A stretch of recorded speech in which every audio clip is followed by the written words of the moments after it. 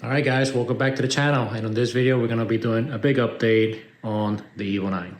All right, since the last video with the Evo, a lot of work has happened, a lot of fixing and a lot of changes, and we'll go through everything. I got a big old list, but I really haven't filmed much of it or most of it, okay? And the real reason for that is I kind of stopped enjoying the working on the car while filming, okay? I do this because I like to work on the cars. I like to tinker with things and all that stuff, and I do like the video part of it as well. Okay, I always have, but I just don't enjoy so much the process. Okay, and at this time, I just don't have. I don't want to spend that much. I don't want to keep spending that much time. Okay, it's a long process. You have to plan kind of things. You have to, and then there's the editing. So it's not only the working, it's the filming, the editing, So it just kind of became unenjoyable. So I am going to continue to do videos, but I am probably not going to do a whole lot of videos where I'm like kind of hands-on and doing all that kind of stuff, because that's really the part that became unenjoyable. Okay, having to work on the car and planning shots, and if something happened or you encountered an issue, then you had to kind of wait and then to continue to working on the car. And right now it just doesn't jive with me. So the videos moving forward, I'm not really sure exactly how I'm going to do all the videos moving forward. I don't do this for a living, right? So, this YouTube thing is just something that I do for fun on the side, and I want to keep it fun. Okay, so for now, what I'm having fun with is going to the track. That's probably not the only thing you guys are going to see from me, but that's primarily what you guys are going to see from me. All right, so now that that's out of the way, so at Sebring, I had an actual failure, but it ended up not being an actual failure. Okay, so what ended up happening was the actual boot ended up kind of ballooning. Here, watch this clip where I kind of go through and explain it a little bit better. Okay, so here is the busted axle out. So you can see this is not really broken. And like I mentioned before, I even drove the car from like the paddock to the garage, and then onto the trailer and into my garage. So what it seems like is this boot here, because it is a crappy boot and probably has crappy grease inside of it from the heat, because the hub isn't here, the brakes are here, so there's a lot of heat going on in here. So this, apparently what happens is this balloons or grows in size with the heat, and because it doesn't have anywhere to go, it just expands, and then this ends up touching something and then just rips. Now, why is it all twisted like this? I don't know. I guess I don't even know if it's twisted, actually. No, probably if I unfold it, it's probably not twisted, or maybe when I grab something it twisted a little bit. But anyways, so when you look at them like this, there's not a huge difference in between the stage 0 and the stage 2. These are 900 horse rated, except this part here. This part seems to be solid. Well, this is solid too, but I don't know. This is a different design here, okay? And then the shaft has like a coating on it. Other than that, honestly, it looks the same. So, hopefully this works out. Hopefully I don't regret, buying the OEM super expensive JDM ones. So I got the Drive Shaft Shop Stage 2 axles, and like I said, these were, about the same price or a little bit cheaper than the stock replacement axles that I could get from Japan, and these have a 1-year warranty, so kind of like a no-brainer, right? So, but in that video at Sebring, I did also mention that the car didn't feel quite right, and it really wasn't because of the axle, because I never really realized anything about the axle until I just kind of noticed the grease all over the wheel. But the car just didn't feel right, didn't sound 100% right, and it ended up being that I had a giant exhaust leak. So like I said, there's a bunch of stuff that happened to the car, and I actually made a whole list. So we're gonna be going through all this stuff. So it's gonna be quite a bit of things that we gotta cover. So we cover the axles, the turbo safety wire. Okay, so I had a exhaust leak out of the back of the O2 housing. Obviously, you're not gonna be able to see it, but the back bolt on the O2 housing closer to the block, somehow that came off, okay? Even with no lock washers and all that crap, even with the turbo support, I have the support that goes from the O2 housing to the block, that's on there. Even with that, it came off, okay? So what ended up happening is, so obviously it wasn't sounding right because of that, and it wasn't running 100% right because of that, right? But that wasn't really the end of the story with the leak. What ended up happening is somehow the exhaust, I guess, shot to the block, and then in between the AC bracket down there, again, you're not gonna be able to see it, But in between the AC bracket that bolts to the block, there's like a little gap. And it seems like the exhaust just shot through there, and then it melted the bottom side of the timing cover. Okay, so now take a look at this cover that's all melted there. So right here, and it's actually melted a little bit further up. It's hard to see, but I'll show you guys when I pull it out. So the idea is, it's hard to see from here, but there's a gap here on this bracket.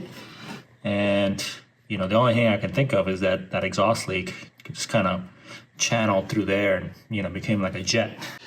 I'm like, what the hell? How does an exhaust leak, you know, end up melting shit by the timing cover?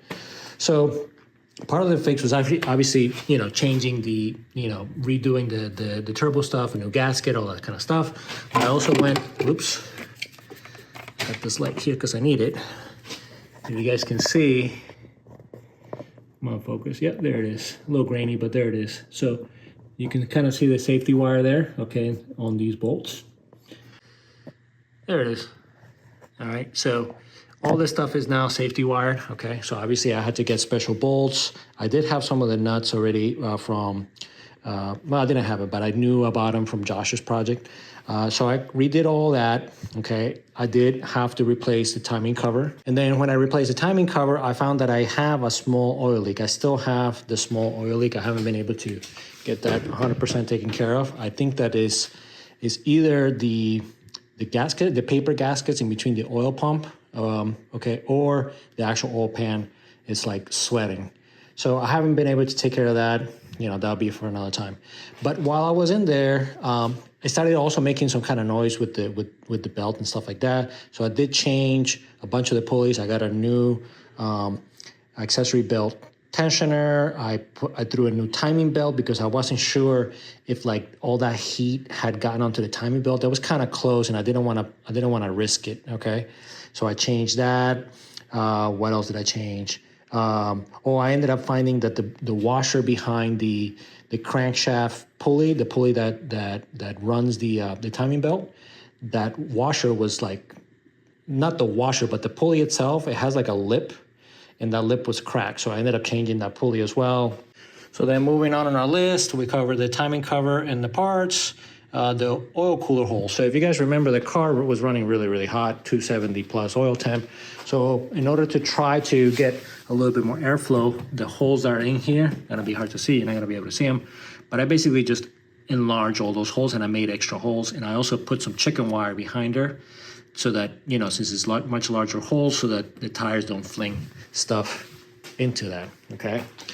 So moving on, the car was, you know, running really hot, 210 plus oil, water temp as well. So I switched out from the CSF slim radiator, which dumbass me, I don't know why I assumed that it was like a full thickness radiator, but it is a slim radiator. So it's actually smaller than stock. So I ended up finding this for pretty cheap, somewhat local, okay? So I ended up switching everything back to the stock setup, stock fan, stock hoses, and all that stuff. I just kind of added this for, you know, a little bit extra protection. Now, when I went to do this, another thing that I found was the water that came out, the water and coolant mixture that came out, was filthy. It was like super rusty. So again, dumbass me, you know, this car had a blown head gasket and a busted radiator when I got it. I should have known, and the car sat for years, so I should have known to flush it. But I guess, you know, with all the work that I did, I forgot, and, you know, or never even crossed my mind, to be honest with you. So I just kind of filled it and went. So at this point, I've probably flushed it maybe 7 times, okay? And it's still not 100% clear, but I got a good tip. I'm using a little bit of the GM stuff. I know that this car, you know, it's not meant for Japanese cars, but it's just temporarily. But apparently the GM coolant is really, really good at cleaning stuff. So I had a little bit of that. It's about 20% versus 20% coolant to water. So it's mostly water right now to try to just keep flushing it. So I'm going to go to another track day like this. And then I think after that, the coolant system should be good to go. I mean, that'd be 8 times that I flush it. Okay, and then along the lines of the heat, I also ended up wrapping the downpipe. Okay, I hadn't wrapped it because I'm like super allergic to that wrap stuff. And it gets in my arms and I get super irritated, but I bit the bullet, I wrapped it. Okay, so hopefully that also helps with the temperatures, okay? So next we got the intake. Okay, so as you guys can see here, I switched back to the MAF, okay? And a lot of people are probably gonna be like, hey, why would you switch back to the MAF? Well, a lot of the evil guys. Honestly, look, I had the car running on speed density, and with the help of English Racing, I had a flex fuel map on here. Okay, so I can throw anything in there. I think it's one of the old school Fitronic ROMs, if you guys know what I'm talking about. So that part was awesome, but honestly, I just wasn't happy with the drivability. It didn't drive bad, okay, but it had a lot of throttle hang and stuff like that, weird idle sometimes, it would idle weird at cold start. There was just a lot of little things, okay, and I've tuned really all my cars, most of my cars. So I'm kind of picky when it comes to the tuning side of things. So I decided, you know what, let me throw the MAF back in there. I got this intake. This is kind of like a copy of the FP intake, and I wanted it like this because I wanted to recirculate the vertivalve. Okay, I've talked about this before. I do think that this helps respool the turbo and stuff like that. But I got this from a company out in Australia because FP doesn't have this anymore. So, you know, this is kind of like a basic intake setup that, you know, a lot of people have seen. But honestly, it made a huge difference. The car drives so much better.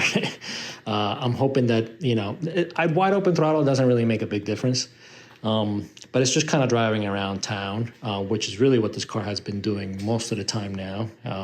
It's just kind of driving around. I've just been driving it and enjoying it. So for that, you know, this has really made a big difference for me.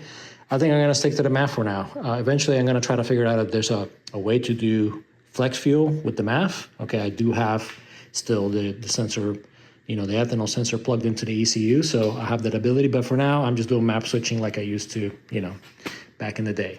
Okay, so now, what do we have now?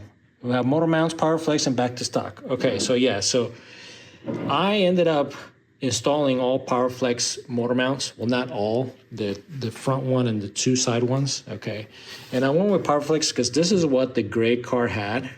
And honestly, that car didn't vibrate a whole lot, you know, but they were on there for a long time as well. So they were really well broken in. So I put these in and I thought that they would break in. I drove it around for a couple thousand miles and honestly, they just, I can't stand them, okay? They just vibrate too much. The interior of these cars is just too shitty and things just rattle way too much, even to the point where my kids were like, what is that? Why does this car rattle so much? So I just couldn't take it anymore, guys. You know, what can I say? I turned into a wuss in my later years. So I ended up leaving the front one, okay, and then pulled these out and went back to stock. Okay, so these are, again, both brand new stock ones. So I'm probably going to be selling these. I kind of kept them just in case I change my mind. But now after driving with these, it's so much better, guys. The reason why I did the motor mounts is because a lot of people told me that the reason why I ended up having an exhaust leak or losing bolts and things like that, even though I have the mount, is because I guess the engine could flex or could rock a lot with the stock motor mounts. So, you know, hopefully just having the front one, it's a good enough compromise. It still has a little bit of a vibration, but it doesn't rattle things inside the car. So, all right, so next on the list is brake rotors and pads. So my boy Josh ended up going with a gangster AP setup. I also have to do an update on his car. And he had these gyro discs, you know, so remember I'm running Evo 10 front calipers. I had the old school gyro discs where they had this anodized thing, center, you know, this center hat that turned pink and it looked like shit. So I was able to get these from him. And he was also running Hawk DTC 70 pads in the front, which is the pads that I run in the Corvette. I really like them. So I ended up swapping all this for his setup, and we made a deal with some other stuff, which I'll mention when I do the update on his car. Okay, next we got suspension. I got rid of the shitty Tanes, okay? Now, listen, the Tanes worked, okay? The gray car that those Tanes came out of went 222 at Sebring, okay, making 400 horse. I barely just broke 222 on this. So, you know, they worked, you know. But for me, for what I like, they were just too stiff, okay? And again, I'm really, at this point, this car is 90+% street. So I wanted something that was a good compromise. My favorite track in Florida is Sebring. Sebring is extremely bumpy, and I just don't like the feeling of being thrown around, okay? So this time, you can't see it here, but I went with the Ohlings. These are just standard Ohlings DVFs, the road and track ones, but I did upgrade the top hats on the front to the SSB top hats, okay? Honestly, this is pretty cool. This guy sells these for pretty cheap. So if you run the Ohlings or the, I think these also fit the Fortunato, these add a ton of caster. So you see how far back, normally this would be centered. So this just moves the top of the shock, further back, giving you, a whole lot more caster. So, and honestly, like, it's a night and day difference on the street. Like, these are so much better. The spring rates are not really optimized for track. They're 9K front and rear, okay? On these, you normally want a stiffer rear, okay? So they're on the softer side and they're not optimized, but you know what? To me, again, 95 or 90+% street, I think this is a good compromise, and you can do different things in the rear. Maybe you can raise the rear, add a stiffer bar, or go full stiffness on the bar, to kind of make up for it. But for a car that's not 100% track, this is so much better. Now, when I added the suspension, when I changed the suspension, okay, I, like a dumbass, drove around for hundreds of miles like that with no alignment, okay? I just chucked this at, kind of medium camber up here, and I figured, it's close enough, and I drove around like that. Well, by the time I got to the alignment shop, I had quarter bolt my front tires. So I had to get new tires, and this time I went with the Bridgestone RA71 RS, same size, 255, 35, 18s, okay? I like the, I had the Falcon RT660s, and I really liked them, but the main thing that I didn't like about those tires is that since they're directional, you can only rotate front to back, and in an Evo, you definitely want to be able to rotate these, all across. And I also added, if you guys notice, these caps are not the same length. I ended up adding an Amazon TPMS setup, which I'll show you guys when we cover the interior. But now I'll be able to monitor my tire pressures. And then now while we're here, I did end up adding some mud flaps, okay? I don't really like to call them mud flaps. Just driving around, this tire was slinging, because it just sticks out so much. It's like 3 inches. It was just slinging stuff all over the side of the car. So I ended up getting a universal rally armor kit, okay? And I just kind of cut them and fit them to the shape that I wanted. And I put some, I don't know what these are called, U-nuts, okay? Some like stainless U-nuts with stainless bolts so that these don't rust. And, if I don't point them out, the majority of people don't really even notice them, okay? So I made them, yes, I could go quite a bit further out. It's hard to tell here with the camera, but I have about an inch, okay, of tires sticking out past here. But I figured this was a good compromise in between looks, okay, and function. So this covers 90% of the stuff that's gonna sling to the back of the car that would damage the side of the car, at the track or even on the street, just right around the street. I could hear, the tires picking stuff up and hitting just the whole side of the car. I think I'm happy with that. We'll see how it does, next time I go to the track. Okay, now let's move on to the interior, okay? Major change is I changed the gate setup to this Defi ZD, okay? They don't no longer make this. Now they're making the FD, which I think the FD probably looks better. It's like a white OLED display. But the problem with the new Defi setups is they don't record, okay? So you still have like a little control box, but they don't really record. And I really want it to be able to record, okay? I think that's a really nice feature. I had this in the gray car, but I had it mounted over here. But, I got this mount from this guy on eBay.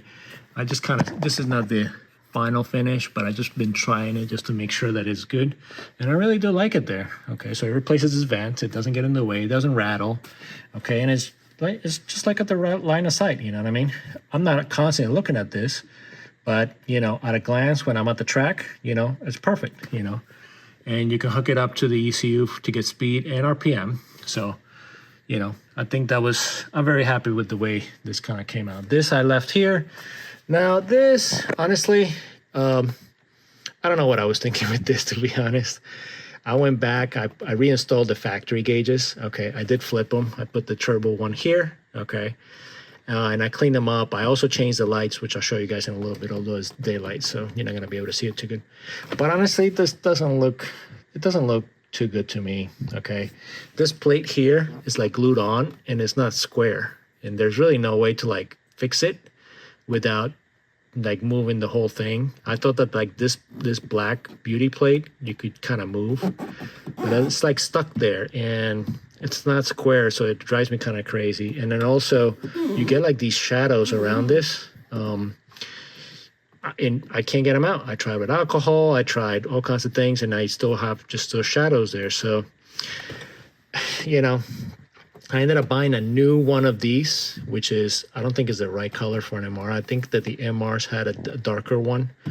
But I think that this is gonna be a temporary one. Now that I had this, I think I wanted to do a double din, but I didn't want to spend the money on a double din. I also wanted to keep the car as original as I could stand, okay? And the radio is decent, you know, but you know, this thing won't even read MP3, so you know, a lot of the music that I listened when I had CDs, you know, I don't really listen to that much anymore. So I think that eventually I'm gonna end up doing a double din. I already bought the cover, so I'm gonna do a double din and move this down here. Okay, and then now moving down, so this is the TPMS display, okay? So it displays obviously pressure, but it also displays temperature. And this is humidity and temperature outside. So you can power it with solar, and then it also has a little plug here that you can charge it with. So that's kind of what I do. And I just kind of stuck it on here since I don't smoke and I really have no use for this. The only thing that I put here is sometimes when I go to the gym, I put my AirPods in there and they still fit like this. And then this way I can still take this out if I need to or whatever. So we'll see how that works if they stand up to track duty. But I really do like to be able to monitor my tire pressures primarily. And then the plus side is that I also have temperature. So I don't really know how accurate this will be. I got this from Amazon. It wasn't that much money. But, you know, I figure it was worth a shot. And then, as you guys can see, I finally installed the MR shifter console. So this doesn't actually... So I've heard some people saying that this bolts up to the 5-speed. This is obviously a 5-speed car, or it got swapped to a 5-speed before I bought it. But this would hit the actual shifter. So I had to do some sanding and massaging here, but I ended up being able to fit it. So I got this new. Okay, well, I had this actually before I lost the gray car. I had this badge, okay. And then I had also, this is also new. And as you can see here, I installed the Defi controller thing here because I figured when I'm at the track, you know, I could just kind of reshare, press record, and it's recording when I wanted it to. All right, so let me show you the lights.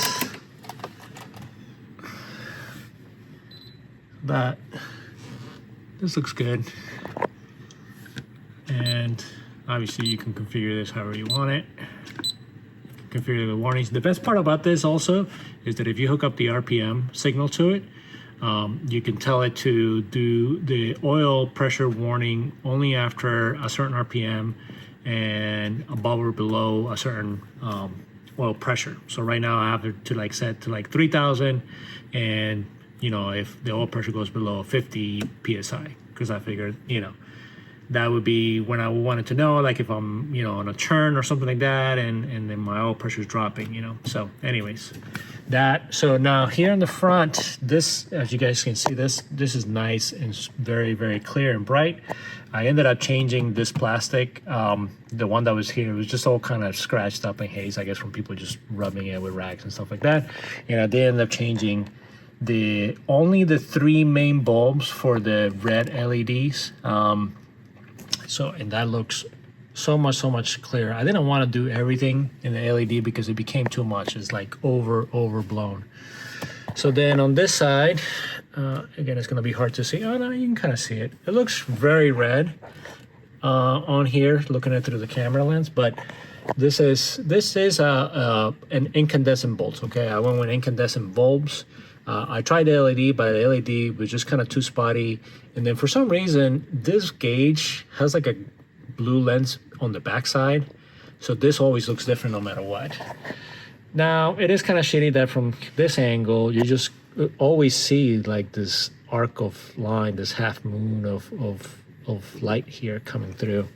So I did not like that. Okay, but I also put a new red incandescent here and in here, even though you really can't use it or see it. Eventually I'll probably do this one as well in the red, and then when I move these down I'll probably also do these with the red. And again, incandescent I think is a way to go, man. It looks amber, it matches this very well, very well. Okay, it's very bright in here right now, but like the little bit of driving that I done at night, it looks really good. And honestly, the yellow doesn't really bother me that much. That yellow and that yellow are not the same, obviously. Another reason why I thought about putting that guy here, but I think it would clash, you know, and I don't need to see that all the time, you know what I mean? So I was kind of out of the way. So I think this came out really nice. And then, so it stayed in the interior. I ended up replacing the sun visors. Okay, this sun visor was really trash. He had like this CD roll thing here. This is from my sunglasses. But, you know, I ended up replacing this. I ended up being able to clean. And then the last thing for the interior is I did end up changing the tint. Okay, this had like 5% tint all around, and it was super dark. This car was owned by a Florida Highway Patrol, so, you know, he can get away with it. But in this kind of car, you know, 5% tint in Florida, you'll get pulled over a lot. So I went with a 50%. This is pretty light, okay. It's almost kind of fishbowl-y.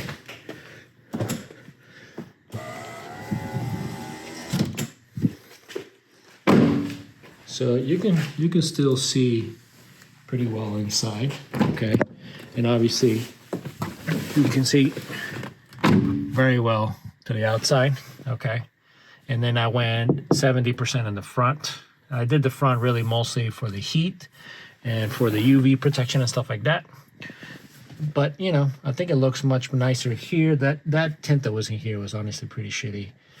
And it kind of smelled as well. So I really wanted to get rid of that. So finally, a couple things up here. So I ended up adding this little badge. This was original to the car, but it was all kind of messed up. The black part was all messed up. So I just ended up cutting it off. And I saw CJ on Instagram. He's always had this, and I shot him a message. I'm like, hey man, how do you put this on there? How do you keep it on there? He goes, just double-sided tape it. I'm like, what? So yeah, for real, double-sided tape. So this is just double-sided taped on here. I think it kind of sets it off. I've seen some guys that like put the GSR and stuff like that. I think that's a nice touch. And then also I wanted to have a solution for a tow hook. Okay. So as you guys know, like, you know, these cars didn't come with anything from the factory for a tow hook, you know. So I wanted to add something like this. I did experiment and I have a tow strap, okay, which is kind of attached to the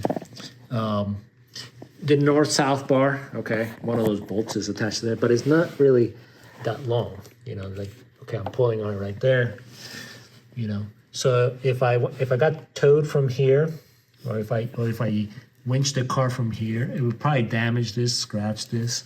So I wasn't happy with that. The track people probably wouldn't be happy with that either. The car has like a loop toe for a toe in the back, okay, but not in the front. So what I ended up doing is I ended up buying a big ass nut, okay, that matched these threads. And this is the Corvette tow hook, okay, or one of the Corvette tow hooks. And then, so I just gave it to a fabricator. I notched a little bit of the grill there, and I gave it to a fabricator. He reinforced it and then welded that nut in there. So this, there it is all the way. Obviously, I can adjust this and I can put this down, you know, but it gets full engagement and it doesn't poke out the back. So there's no risk of this. Like if you can fit your crash bar, it doesn't hit the intercooler. So but the nut is the full depth, okay, of that. So I think this is a good way. I don't know if this is 100% strong. I mean, the mounts are all the way over here and the mounts are kind of flimsy. So that's the only part that I'm kind of worried about. All right, guys, well, there you have it. A full update on everything that's been going on with the Evo. Like I said, I've just been really enjoying this thing. I've been driving it a lot. That's really why I haven't taken care of that little leak. It's really a tiny, tiny, tiny leak to the point where like, it doesn't even register on the dipstick. Like I haven't even had to add any kind of oil after driving it for a few thousand miles.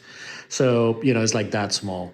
But I just been enjoying it so much. I've been driving it around, taking it to work, getting it dirty, just kind of working all these little minor things around that I don't want to take it down at this point, you know.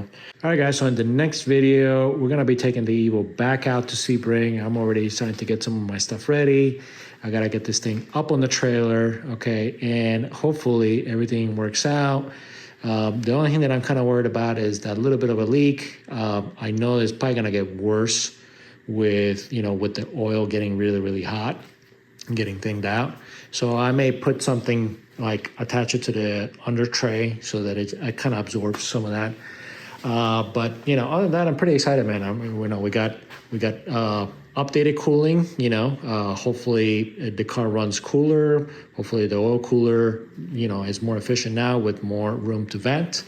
I'm excited also about the new tires, the new brakes, the new suspension, the gauges, just everything, right? So it's gonna be like a whole nother car all over again. And as you guys have seen, Sebring is brutal. So if anything is gonna go wrong, it's gonna go wrong at Sebring. But anyways, guys, I'm very, very hopeful, very, very excited for that. So I'll catch you on that one. Peace.